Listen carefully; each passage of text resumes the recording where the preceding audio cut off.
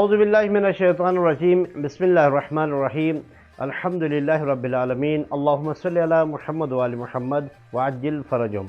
ناظرین، روزے کے مسائل بیان ہو رہے تھے۔ آج کی اس ویڈیو میں ہم جانیں گے وہ کون سے صورتیں ہیں جہاں روزے کے قضا کے ساتھ ساتھ کفارہ بھی واجب ہوتا ہے۔ تو مبطلات روزہ میں سے اگر کوئی جان بوجھ کر کھائے اور پی کے روزہ باطل کرے، یا جمع کے ذریعے روزہ باطل کرے، یا استمناء کے ذریعے سے روزہ باطل کرے، یا جنابت کا غسل آذان صبح تک غسل کیے بغیر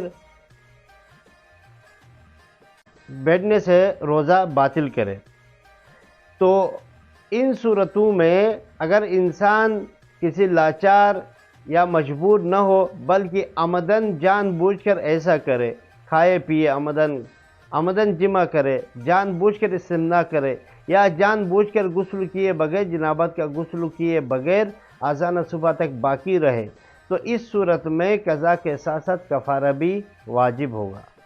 اگر ان کے علاوہ باقی مبطلات میں سے کسی مبطل کے ذریعے سے روزہ باطل کرے تو اس میں صرف قضا ہے، کفارہ نہیں ہے، لیکن احتیاط مستحب یہ ہے کہ کفارہ بھی دے۔ اب آئیے کہ روزے کا کفارہ کیا ہے۔ روزے کا کفارہ یہ ہے کہ ایک انسان ایک روزے کے بدلے 60 دن روزہ رکھے مسلسل، اور یا 60 مسکینوں کو پیٹ بھر کے کھانا کھلائے، یا انہیں کھانا دے، اتنا کھانا دے کہ وہ پیٹ بھر کر کھا سکے، یا ایک غلام آزاد کرے۔ اگر انسان روزہ باطل کرے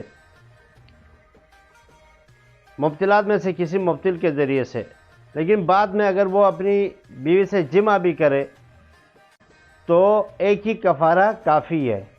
ناظرین، اس موضوع کے حوالے سے اگر کسی کے ذہن میں کوئی سوال ہے تو سوال کر سکتے ہیں۔ ہماری ویڈیو کو لائک کریں، شیئر کریں، ہمارے چینل کو سبسکرائب کریں۔ والسلام علیکم ورحمۃ اللہ وبرکاتہ۔